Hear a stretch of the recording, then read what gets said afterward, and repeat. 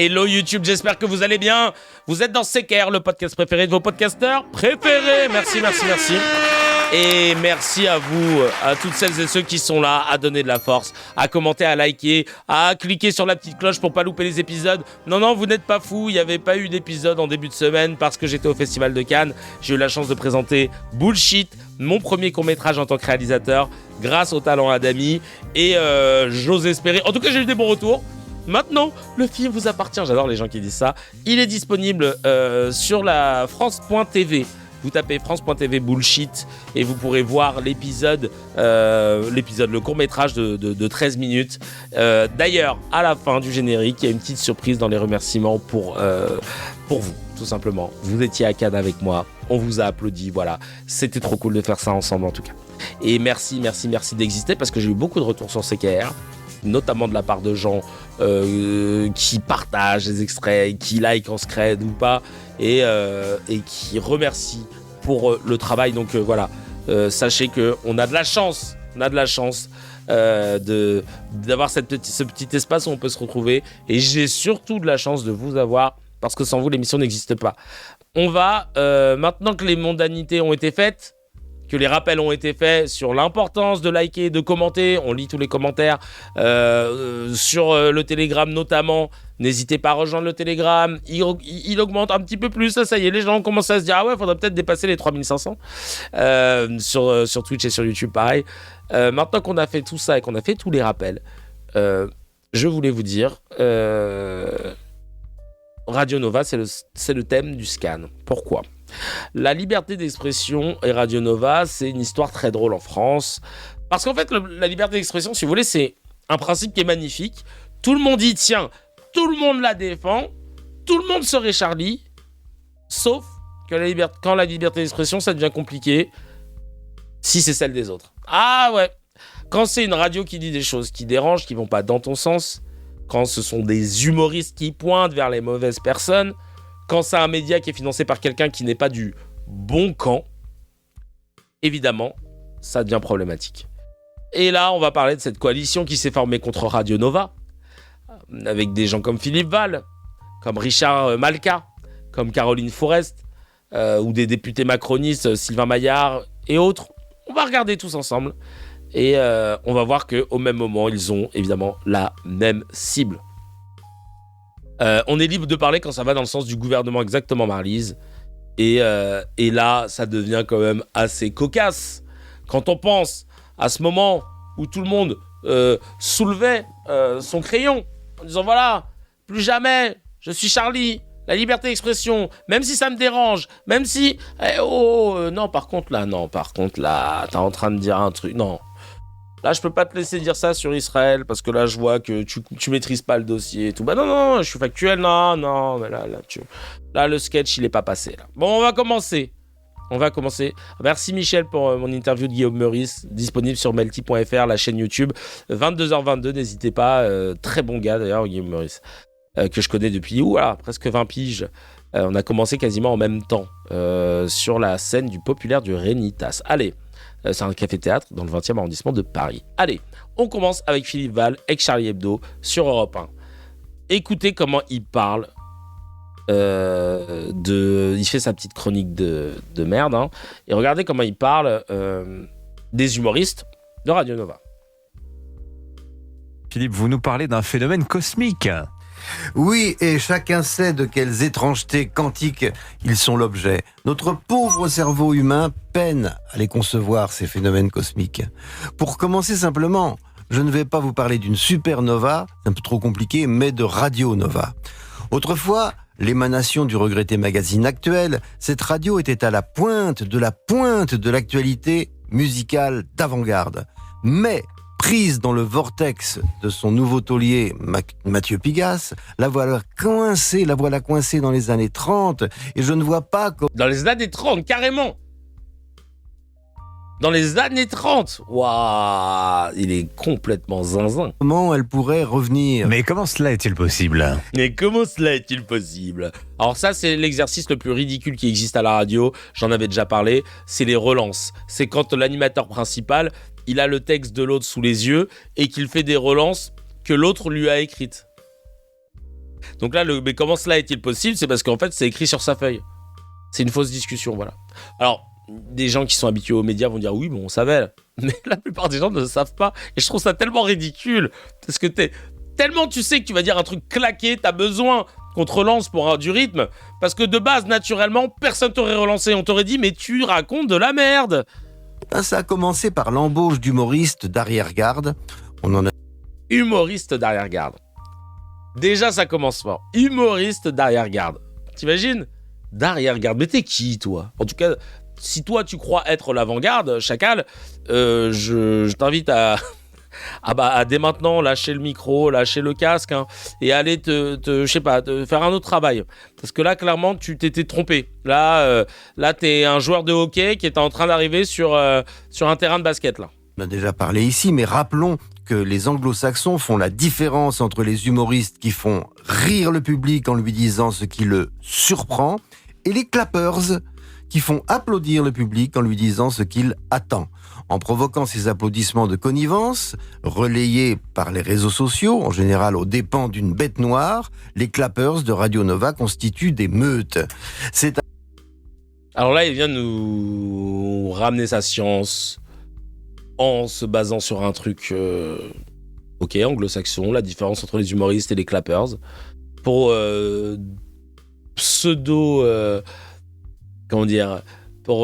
pseudo-intellectualiser sa chronique fumeuse et claquer au sous-sol. Lui, c'est un claqueurs, parce que c'est vraiment claquer ce qu'il est en train de faire.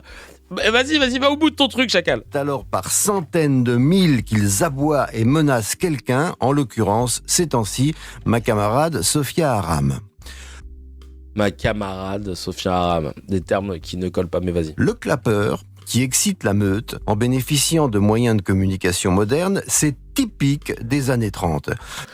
Toujours tout ramené au nazisme, hein, évidemment, alors que même ces humoristes dont il parle sont en train de dénoncer ce nazisme ambiant qui est en train de monter. Mais non, c'est eux en fait. Mais là, toi, t'es où, Chacal ?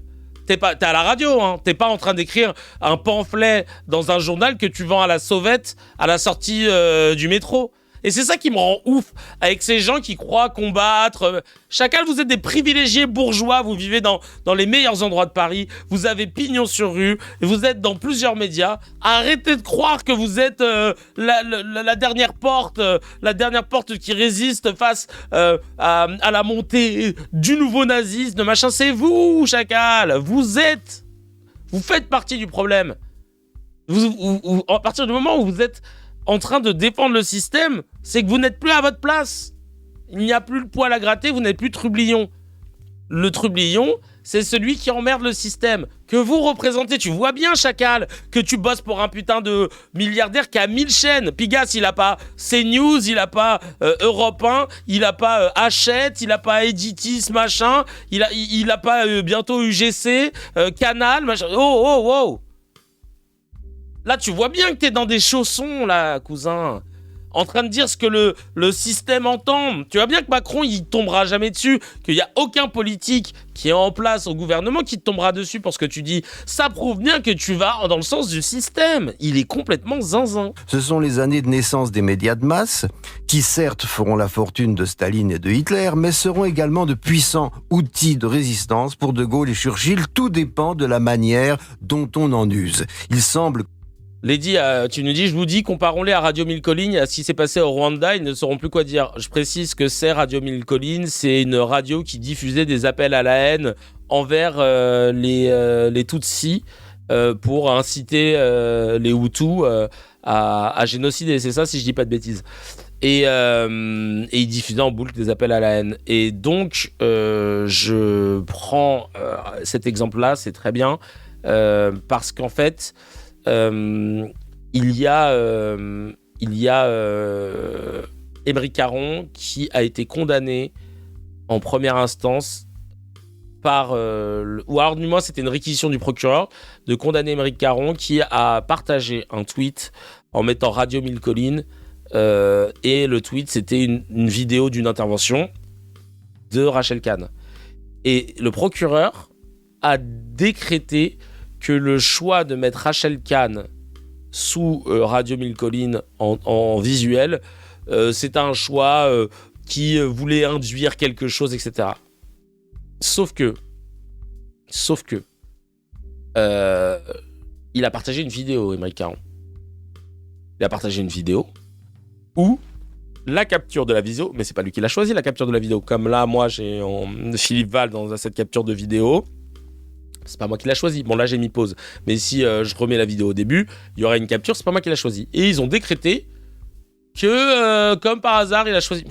Débile. Alors que la vidéo de Rachel Kahn, elle te dit qu'en gros, elle légitime le fait qu'on doit trouver une solution acceptable, une solution finale au palestinisme, machin. Je crois que c'était cette vidéo-là. Et Rachel Kahn, complètement zinzin, pendant l'audience, a dit, je cite, alors là, franchement, c'était fort de café. Hein. Alors attends, je vais te retrouver. Paf. Je crois que c'est là. Écoutez ce qu'elle a dit, cette malade mentale. Elle est complètement zinzin du ciboulot. Elle a dit que... franchement, je suis sidéré. Pour Rachel Kahn, Émeric Caron, c'est pas anodin qu'il ait choisi Radio Mille Collines. Oui, pardon. Pour la psychophobie. C'est pas pour rien qu'elle ait choisi... qu'il ait choisi cette vidéo-là, parce qu'il dit... elle dit, cette analogie la déshumanise totalement, lui pose une... cible dans le dos, évidemment, voilà, cible dans le dos. Et a une seule logique dont elle livre l'équation. Africaine plus juive égale génocide rwandais. Ce député dit « Regardez là la noire qui vous trahit, la noire avec sa machette, la noire génocidaire. Ce n'est pas simplement une négresse de maison, c'est aussi une pro-génocide. » La meuf, elle a remonté, hein. C'est-à-dire que Émeric Caron a juste dit Radio Mille Collines. Mais apparemment, ce qui compte, c'est ce que Rachel Kahn a compris de quelque chose qui n'a pas été dit, qui n'a même pas été pensé. Et ensuite, il y a le procureur, Benoît Hurel, qui dit « Mais qu'est-ce qui vous convainc qu'il visait aussi votre religion ?» Et elle répond « Très sincèrement, avec des si, on peut tout refaire, rétorque-t-elle. » Alors, bon, je sais pas si c'était, y avait pas d'autres phrases, parce que là, je vois pas où était le si dans la question. Et elle dit, il nazifie toute personne qui défend Israël. Mais vas-y, mais ferme-la. Mais alors là, vraiment, casse-toi. Vraiment, non, mais là, c'est trop. Là, c'est trop. Ouais, on condamne la pensée, ouais. Non, mais là, vraiment, la meuf. Non, mais alors.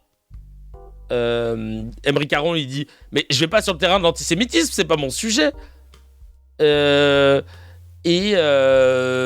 lui disent pour faire comprendre que la radio Europe 1 on le renvoie seulement à quelque chose à caractère racial pour faire comprendre que Radio Europe 1 est une radio génocidaire qui prend une image, celle de de Radio Mille Collines, pour l'associer au faciès de Rachel Kahn, argumente-t-il. Ça c'est l'avocat de Rachel Kahn qui dit ça, avant de demander que le député soit condamné à une amende. Injurier une femme, la jeter en pâture, ça finit comme Samuel Paty. Plaide Muriel Oaknin Melki, l'autre conseil de Rachel Kahn. Elle souhaite une amende de 50 000 € et un bannissement des réseaux sociaux d'une durée de 6 mois. Non mais c'est une dinguerie. Oh là là là là. 50 000 € et un bannissement des réseaux sociaux du jamais vu. Mais on tord la réalité, dénonce l'avocat du député. Mon client n'a pas sélectionné de clichés pour viser particulièrement Rachel Kahn, mais a posté un extrait vidéo pour accompagner son message. Des raccourcis tarés Mario Kart. Son client a récemment ciblé Philippe Val dans les mêmes termes. C'est bien la preuve qu'il ne vise pas que les personnes noires, insiste Jean-Christophe Bonté-Casal, l'avocat d'Émeric Caron. Je ne vois ni racisme ni antisémitisme, conclut l'avocat après 7 heures d'audience. Je vois l'expression d'une opinion certes excessive et peut-être blessante, mais Émeric Caron a le droit de penser que ceux qui s'opposent à un cessez-le-feu à Gaza soutiennent un génocide. Oui, parce que sur cette vidéo, elle s'opposait à un cessez-le-feu à Gaza. Vous vous rendez compte dans quelle vie on est ? Vraiment ? Pour des propos qui n'existent pas. Et le procureur ne retient pas le caractère antisémite, mais convient que c'est quand même douteux qu'il ait choisi cette photo de Rachel Kahn. C'est pas une photo, c'est une vidéo, c'est une capture. Mais je sais pas pourquoi ils ont un forcé avec ça. Vous êtes cons, quoi. Donc voilà, il estime quand même. Cible dans le dos. Non, mais ça. Mais... Bah, en tout cas, ça fait flipper. Hein. Si la justice peut se faire enfumer bêtement comme ça, on est dans la merde. Qu'en la matière, Nova tienne davantage de Radio Staline que de Radio Londres. Mais que reproche-t-il ces humoristes de Radio Nova, ces clappeurs de Radio Nova à Sophia Aram? Eh bien, un crime impardonnable pour la gauche pigasse. Elle est d'origine arabe et elle n'est pas antisémite. Entre deux blagues où il souhaite que Gabriel Attal ait un cancer du pancréas, pourquoi du pancréas? Parce qu'il est réputé mortel. Et pourquoi Attal? Eh ben, je vous le laisse déduire de son patronyme. Il désire que Sophia se fasse écraser par une voiture. Pour la gauche pigasse, elle est coupable de ne pas appeler de ses voeux une Palestine de la rivière à la mer, ce qui supposerait la disparition des Juifs. C'est le même crime qui est reproché à Kamel Daoud, à Boualem Sansal, comme à Fergan Aziari, lequel est comorien, mais qu'importe. Du moment qu'on est musulman, on doit haïr Israël et par extension, tous ceux qui partagent avec les Israéliens leur origine juive. Et pour Radio Nova, un arabe qui n'est pas antisémite, c'est un fasciste, génocidaire, tout vilain. Donc voilà, en gros, là, il est en train de dire, non mais c'est ouf, hein, que Sophia Aram, elle n'est pas aimée par ses congénères parce qu'elle n'est pas antisémite. Non mais le frère, qui je rappelle, avait dit, oui, je suis islamophobe, hein, avant de dire, non mais c'était une connerie. Oui, c'est une connerie que j'ai dit comme ça, au calme.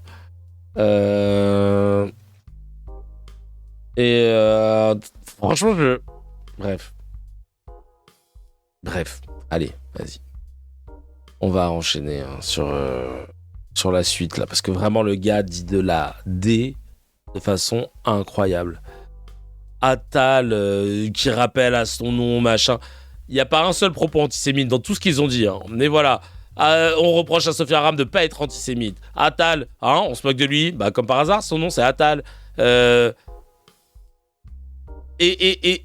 c'est marrant parce que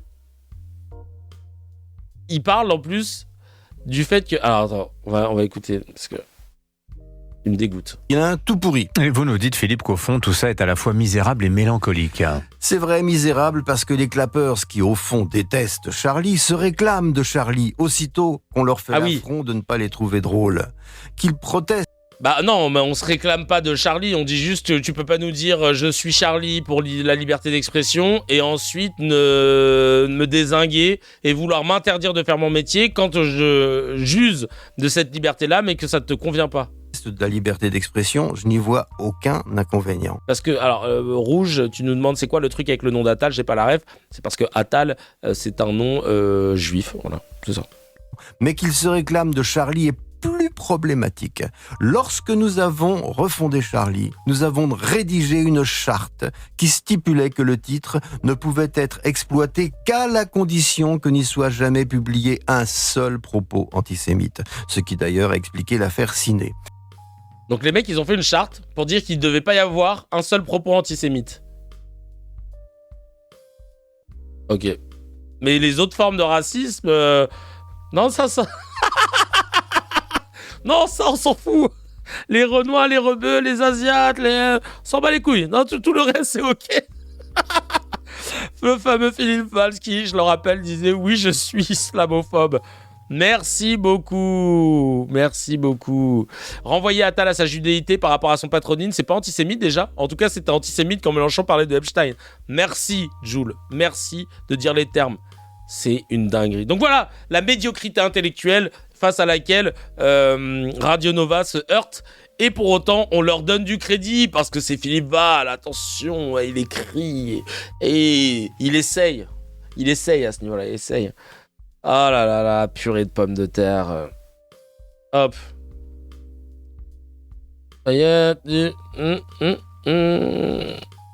Hop.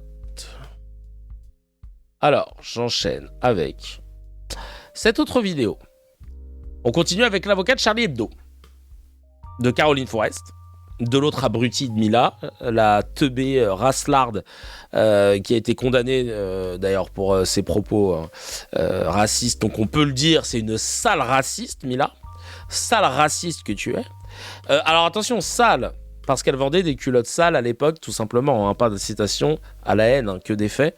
Bref, Malka, Richard de son prénom, qui se battait pour la liberté d'expression, que j'avais rencontré une fois quand je bossais à la radio chez Swig, qui maintenant s'appelle Ado, et il nous était venu payer par la boîte pour nous faire une masterclass de merde sur la liberté d'expression. Voyons ce qu'il dit. J'étais dégoûté de faire cette réunion, putain. Sachant que moi, on m'avait mis un avertissement parce que mon community manager avait fait écouter la vanne. Vous vous rappelez de la scène où Éric Zemmour, pendant la campagne présidentielle, avait dit « Si vous retirez votre voile, je retire ma cravate ». Et il avait retiré sa cravate. Et on avait mis sur nos réseaux une page Bon Coin vend la cravate de Zemmour portée qu'une fois, je sais plus, une connerie comme ça, tu vois. On avait eu un avertissement. Et comme moi, j'étais responsable des réseaux sociaux, j'avais eu un avertissement aussi. Je précise que toutes les Mila ne sont pas pareilles. On parle que de Mila mon cul, là, je sais plus c'est quoi son nom de famille, mais on s'en bat les steaks.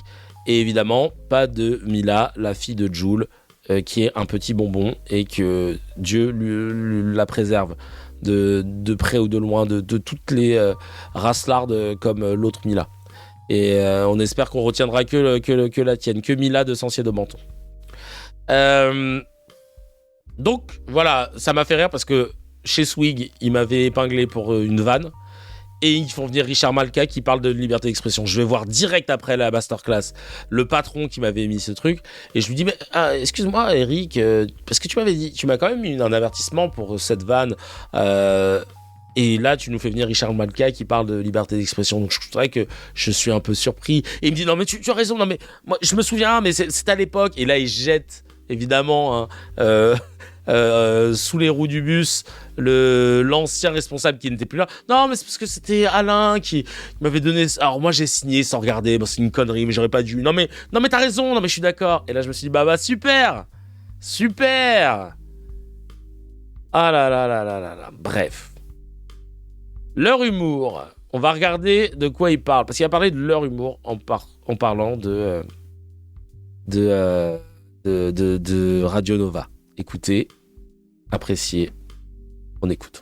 Ce qui m'interroge plus, c'est la responsabilité de Mathieu Pigasse. Ça m'inspire du dégoût que ces gens-là se réclament de Charlie, qu'en fait, ils détestent. Oui. Tous ne s'en réclament pas. Alors qu'il y a une nuance quand même. Nous, on dit je suis Charlie parce que je suis pour la liberté d'expression, peu importe ce que tu dis, et j'aime pas la ligne éditoriale de Charlie, mais pour autant, je ne souhaite pas qu'ils soient interdits de le faire. Je souhaite être traité comme eux. Ou alors que eux soient traités comme moi. Cela dit, certains... Il y en a ras-le-bol de se réclamer de Charlie quand on fait ce type d'humour-là, qu'ils se démerdent à faire leur humour. Leur humour. Excusez-moi, mais vous êtes drôle chez Charlie. Vous faites rire qui parce que j'aimerais savoir, j'aimerais comprendre. Je sais pas de quoi tu parles. Qu'on les laisse faire leur humour. Effectivement, ce qui m'interroge plus, c'est la responsabilité de Mathieu Pigasse. Oui. Ça m'interroge. Parce que lui, il a une responsabilité. Il finance sciemment quelque chose qui va avoir une influence sur la société. Toxique. Mais bon, c'est sa responsabilité. C'est ce qu'il fait. C'est sa conception. C'est triste. Oui. C'est une imposture, surtout. En termes d'humour, en termes de responsabilité. Une imposture, mais en vertu de quoi ? En vertu de quoi ? Je comprends pas, en fait. Je veux la liberté d'expression, mais j'aime pas cette expression-là. Parce que ça ne me fait pas rire. Mais t'es qui ? J'ai dit, leurs audiences augmentent. Mais ça, vous savez, il y a toujours sur les réseaux sociaux, l'audience de Jordan Bardella est très importante. Et très très important, notamment sur TikTok. Non, mais c'est vrai, c'est le. Voilà, oui, on peut faire de l'audience avec des immondices, mais je suis pour qu'ils aient le droit de continuer à proférer leurs immondices. Ah, je suis pour qu'ils ont leurs immondices. Ah, quand même, je suis rassuré. Mais c'est marrant parce que il nous parle d'un humour. leur humour. En fait, il aime pas l'humour des gens qui défoncent ceux que toi tu protèges, en fait. Parce que Bolloré, Sterrin qui finissent à promouvoir des idéologies xénophobes, pro-cato, islamophobes, ça pour le coup, genre, ça va, alhamdoulilah, ça te choque pas apparemment. Enfin, je veux dire, vous voulez qu'on fasse des AVC multiples avec vos conneries? C'est quoi en fait le délire? Pour parler des 13 millions d'électeurs du RN ou des... c'était 13. Ouais, c'était 13. C'est ça. Ou des audiences importantes à l'époque de CNews. Là, ça devenait un argument, le chiffre. Tu peux pas dire ça à 13 millions de personnes.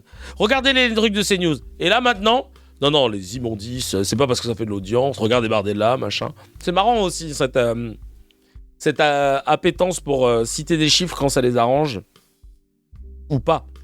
Et puis ensuite dire que les chiffres ça sert à rien. Ça me rappelle Zemmour quand on lui il avance des stats fallacieuses sur l'immigration et quand on lui oppose des chiffres il dit oh mais vous savez les chiffres. Bah chacal, pourquoi t'en parles toi? Pourquoi t'en cites? Incroyable. Bizarrement si ça niait la Shoah, il y aurait plus de liberté d'expression et il aurait raison. Hypocrite, bah non, mais là c'est pas la même chose de mon âme parce que nier la Shoah c'est du négationnisme et tu tombes sous le coup d'une loi, la loi Guesso. Donc là on n'est pas dans la liberté d'expression. Surtout faire genre d'être contre le RN. Oui, ils font genre. Les chiffres n'ont aucune valeur, la preuve c'est arabe. AVC, ah bah moi j'en ai déjà fait et depuis je suis handicapé. Ah mince. Force à toi mon DZ. Force à toi mon désert. Ils osent comparer Sophia Aram à Emmanuel Barré, non mais je te jure.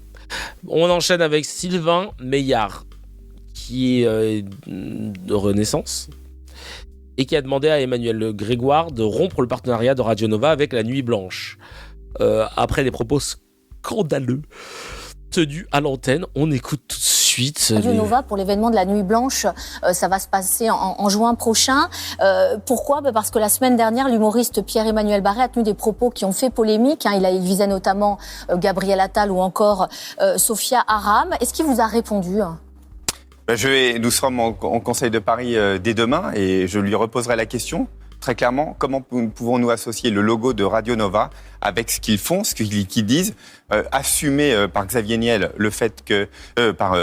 Mathieu Pigasse, cette radio appartient à Mathieu Pigasse. Pour vous, il y a une dérive éditoriale? Mathieu Pigasse assume le fait de laisser complètement libre. C'est l'ensemble de ces auteurs qui qui tiennent des propos scandaleux. Ce qu'ils ont dit sur Gabriel Attal, il lui souhaitait un cancer, sur Sophia Aram, le fait qu'elle se fasse rouler dessus par une voiture. On ne peut pas rire de tout. Et on ne peut pas rire de tout, surtout que c'est toujours dans le même sens.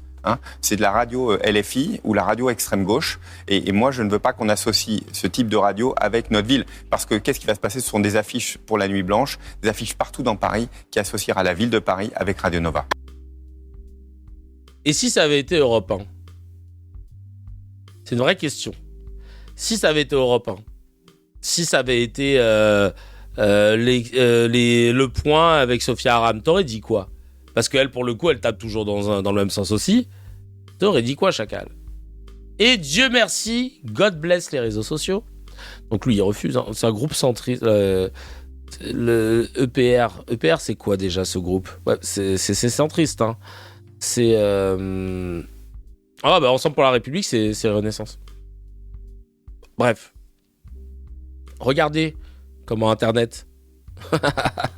à ressortir un tweet qui a bien mal vieilli.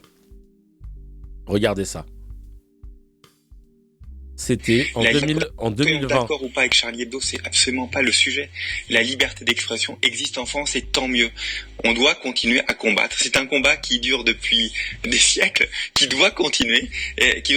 Là, on a une nouvelle menace, évidemment, une forme de terrorisme, de la pensée. Moi, je trouve que Charlie, vraiment, ils sont vraiment incroyables. Je crois que c'est l'honneur de la France. L'honneur de la France. C'est l'honneur de la profession. L'honneur de votre profession. Absolument. Je suis tout à fait d'accord.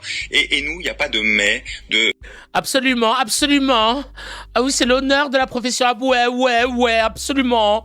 Ah ouais, hein. Oh, c'est l'honneur, là, truc, là, quand ils sont sur l'islam, les bougnoules, là, c'est bien.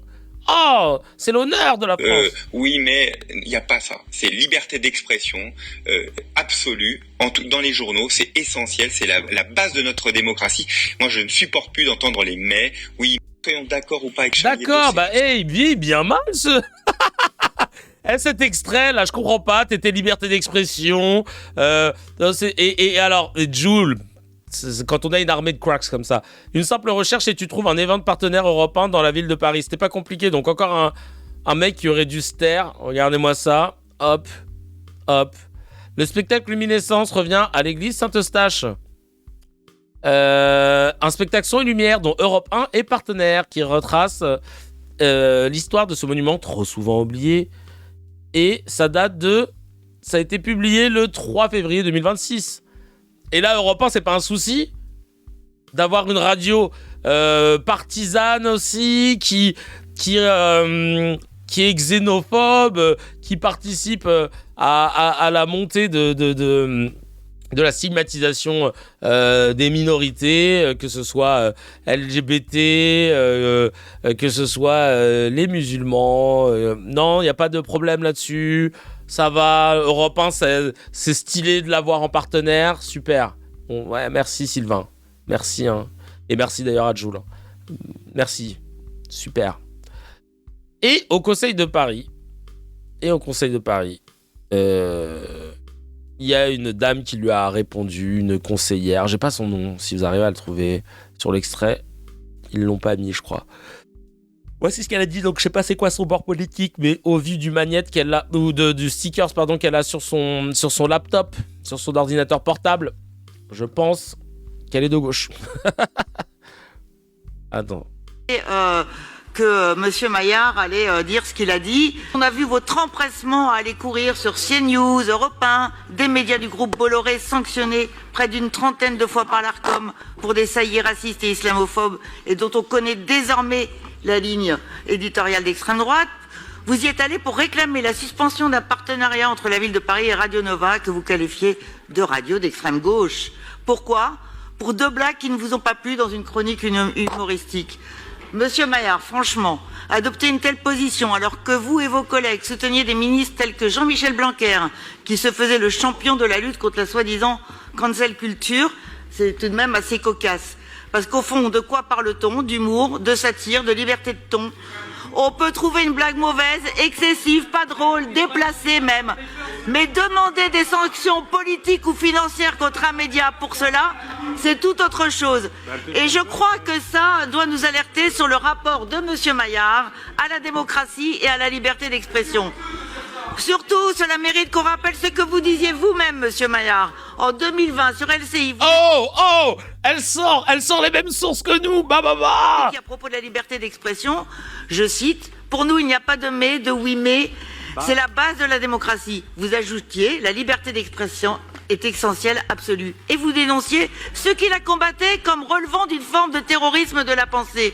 Alors, selon votre logique, comment doit-on vous qualifier, Monsieur Maillard ? La liberté d'expression, ce n'est pas la liberté d'entendre uniquement ce qui nous convient, ce n'est pas un principe à géométrie variable, et l'humour, par définition, bouscule, caricature, provoque, parfois, et tant pis si ça vous gêne.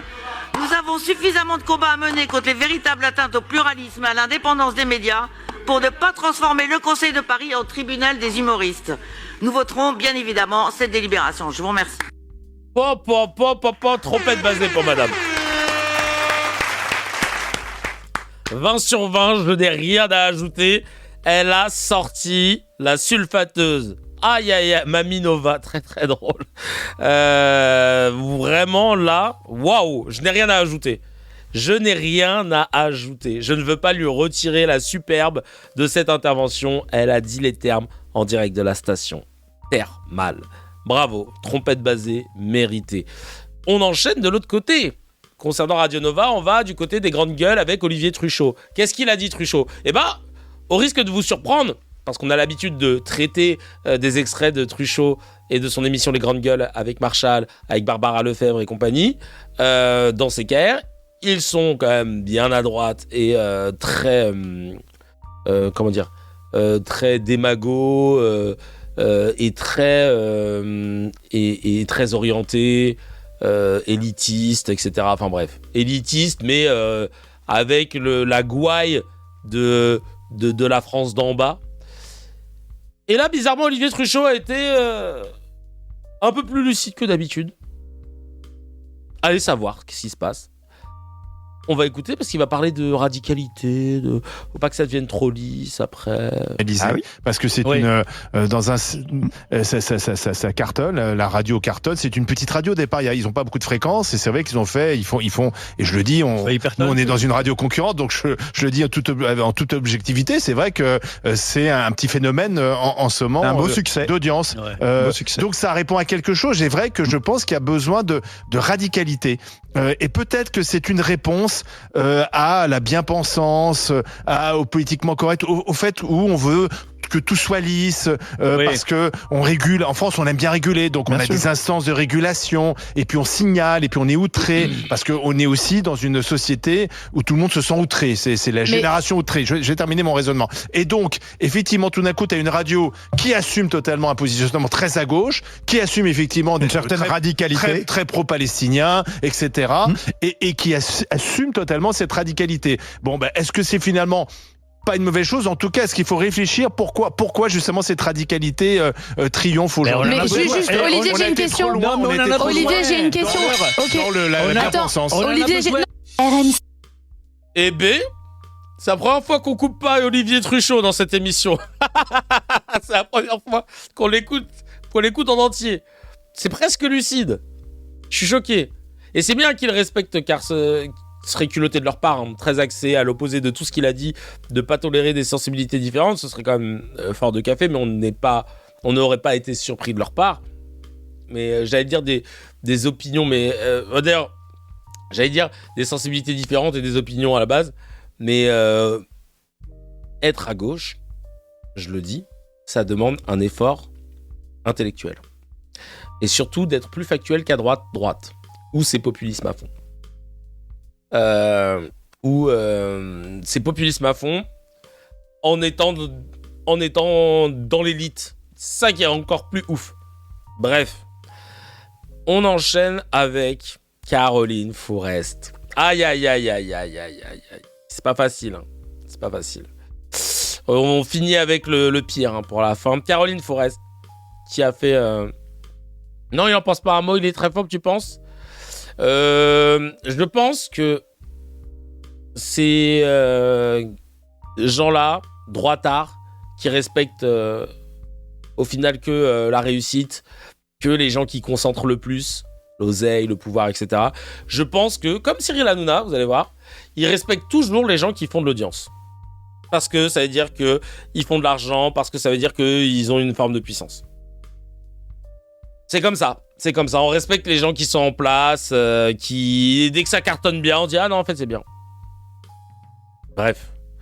Caroline Fourest, pas fan de Radio Nova, évidemment, notamment de son patron Mathieu Pigasse, et de ses humoristes comme Guillaume Meurice, comme Pierre-Emmanuel Barré, comme Hakim Omiri ou encore Émeric Lompré. Et elle a fait un 7 minutes sur LCI, parce que je rappelle qu'elle est sur LCI aussi, en qualité de sombre merde. Et c'est un poste. Pardon, essayiste, c'est pareil. Et donc là, en sombre merdiste, elle va nous parler de Radio Nova. On va mettre des petites pauses. Alors attendez, je vais tester un queutru pour voir si je peux avoir... Attends. Ah non, merde. Et là, non. Je voulais avoir mes notes en même temps parce que j'ai pris des notes là. Là, je l'ai tapé le scan. Mais c'est pas grave, je ferai des allers-retours. C'est pas grave. Vous en faites pas, les amis. Ah bah non, je suis con, ça. Je peux le noter. Je peux le noter quelque part. Genre, vraiment, j'ai fait un truc de yeuve. Je sais que j'étais perdu. Bah, c'est bon, trop tard. Je pourrais pas vous dire ce que j'avais envie de dire. Si, hop, voilà, je le note. Allez, c'est parti. On regarde tout de suite. Accrochez-vous, un trigger warning. C'est Caroline Fourest. Donc c'est pas facile à regarder. Mais voilà, il faut le faire pour la France. D'accord ? Allez, on prend sur soi. On le fait pour la France. Et là, ça franchit encore un cap. On va entendre un des animateurs vedettes qui anime une émission qui même met mal à l'aise visiblement les salariés de cette radio. Libération s'en est fait l'écho. Libération a donné la parole à des salariés de Radio Nova qui ne reconnaissent pas la station et qui commencent à même trouver que ça sent très mauvais. C'est l'émission d'un certain Hakim Omiri qu'on va écouter sur l'affaire Epstein, qui est suffisamment dégueulasse en soi, qui est suffisamment repoussante, violente et grave pour pas qu'on fasse du complotisme anti-israélien gratuit, parce qu'on sait par exemple qu'Epstein, on a retrouvé des messages et des liens avec la Russie. Par contre, on sait aussi qu'il détestait Israël. Mais alors en faire un agent du Mossad, il faut vraiment être obsédé par Israël pour vouloir voir derrière l'affaire Epstein un agent du Mossad. Mais ça, c'est le registre de Hakim Omiri. Mais elle est complètement tartée, celle-là. C'est-à-dire que elle décide de dire que Epstein était lié au Kremlin, à la Russie, au KGB, et pas du tout, et qui détestait Israël. Le mec, les liens sont documentés et réels.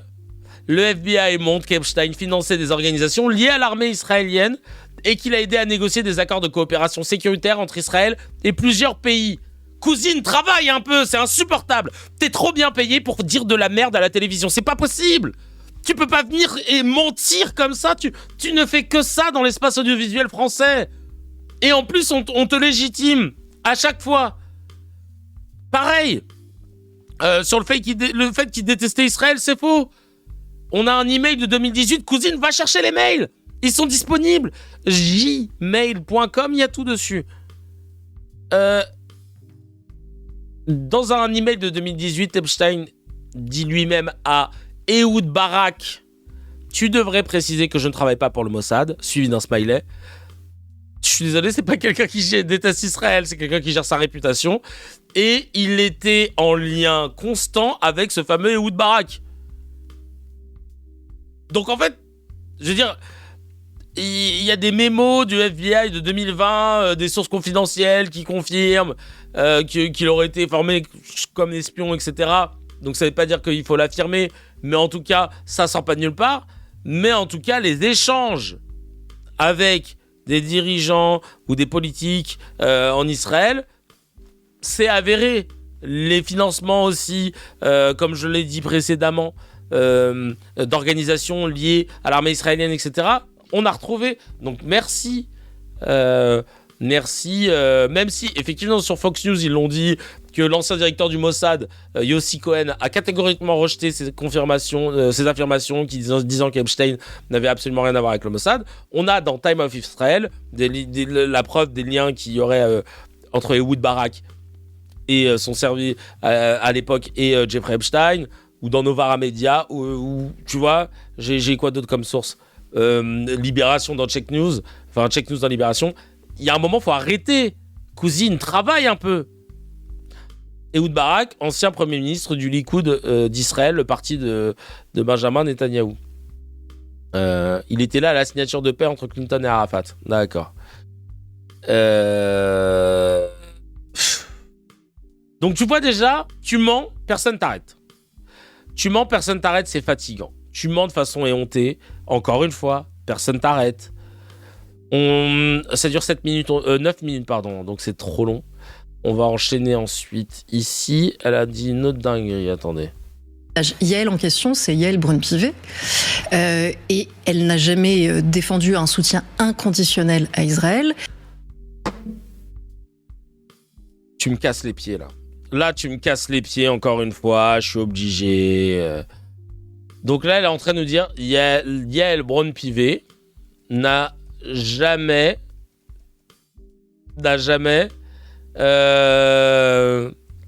Attends, on va remettre la phrase. Non, mais elle enchaîne les mensonges. Hein. C'est Yael Braun-Pivet. Et elle n'a jamais défendu un soutien inconditionnel à Israël. Ok. Alors. Groupe d'études. Alors, attends. Un inconditionnel à Israël. Je veux réaffirmer, au nom de la représentation nationale, notre totale solidarité et notre soutien inconditionnel. Donc juste de merci. Merci beaucoup. Elle l'a même redit récemment en plus. Mais moi, moi j'étais resté sur la version où elle avait dit que c'était peut-être pas malin de l'avoir dit. Apparition du boss de fin de niveau, la reine des propagandistes, je te jure. Non mais vraiment là. Bref. Un truc de ouf. Et donc ensuite, une fois qu'elle a dit ça, elle dit quoi? Elle regrette, mais elle dirait pareil aujourd'hui. Ah ok, d'accord. Et Epstein n'était pas un agent du Mossad. Par contre, tous les deux sont juifs.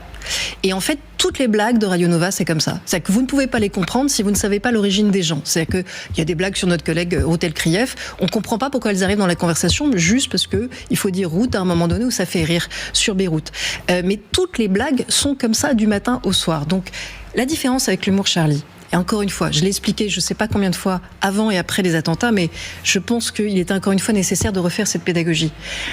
Charlie Hebdo, il faut avoir de la culture satirique pour le comprendre, il faut avoir l'habitude de ses dessinateurs et de sa titraille et de son esprit. Mais Charlie Hebdo fait des blagues qui sont des traits d'humour noir pour nous faire prendre conscience de la gravité des choses. En fait, on n'est pas assez... les gars, on n'est pas assez outillés, on est un trop con pour comprendre Charlie Hebdo. Donc, tu vois, quand après l'attentat en Belgique, ils ont montré les corps déchiquetés avec des membres qui étaient éparpillés un peu partout à gauche à droite.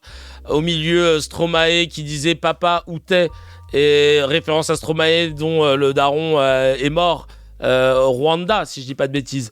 Ou Grand Montana avec des gens qui étaient brûlés. Ou Gisèle Pellico avec une file d'attente de gens qui faisaient la queue pour... la violer et qui mettent ça en une en parlant de, je sais plus c'était quoi, de Sarkozy, de l'État, j'en sais rien. C'est trop drôle. Et c'est vrai, on n'est pas outillés. On n'a pas de la culture satirique, d'accord. Mais abreuvez-nous de cette culture satirique. Moi, je veux l'avoir. Je veux avoir ma culture satirique, moi aussi, pour comprendre. Parce que une fois que je l'aurai, peut-être que je vais comprendre que du coup, sur Radio Nova, ils font la même chose. Oh, en moins pire. Parce que là, ton fond, moi, je l'ai pas dans les trucs que j'ai cités. Y a pas. Et quand on tombe sur une de Charlie Hebdo et qu'on voit la daube que c'est avec des caricatures à chier, on se dit « Ah, c'est de la daube avec des caricatures à chier !» Et puis après, on swipe et on passe à autre chose. Mais vous, faut faire des papiers carrément, faut faire des chroniques. Oh, c'est pas possible, machin. Bah, c'est bizarre. Qui est plus pour la liberté d'expression de l'un ou de l'autre dans ce cas? Je sais pas, hein. Vraiment, en fait, il faut être bourgeois intellectuel de droite qui essaye d'écrire des trucs et qui prétend être intellectuel pour comprendre les unes merdiques de Charlie Hebdo. Voilà ce qu'il faut dire. Le véritable problème, c'est qu'ils utilisent l'intelligence pour faire progresser leur inhumanité. Je te jure. C'est de l'humour millésimé conservé dans des fûts de chêne. Ouais, de ouf. Je suis totalement content d'être débile pour les comprendre. Trop débile pour les comprendre. Oui. Trop débile. Voilà, on est trop débile. Les brûlés font du ski. Voilà, merci, c'était ça. Pour Grand Montana. Voilà, donc cette imposture qui est Caroline Forest, à qui on donne trop de gaz. Je comprends pas. Mathieu Pigasse a répondu, d'ailleurs, à ça, à Caroline Forest. Il a dit ceci... patron donc de Radio Nova et des Inrocks. Non, Caroline Forest, Radio Nova n'est pas un CNews inversé, c'est un espace libre, parfois irrévérencieux, mais toujours vivant. L'humour n'a jamais été confortable, la liberté non plus. Combat Média est à l'exact opposé de votre inquisition permanente, la défense intransigeante de la liberté d'expression et de l'indépendance éditoriale, même quand elle dérange. La cancel culture est décidément de droite. Merci d'avoir conclu et dit les termes en direct de la station thermale. Et en France, en 2026, on en est là. On ne veut pas qu'un gouvernement... On dit qu'on ne veut pas d'un gouvernement d'extrême droite. C'est pas tolérable, c'est scandaleux même.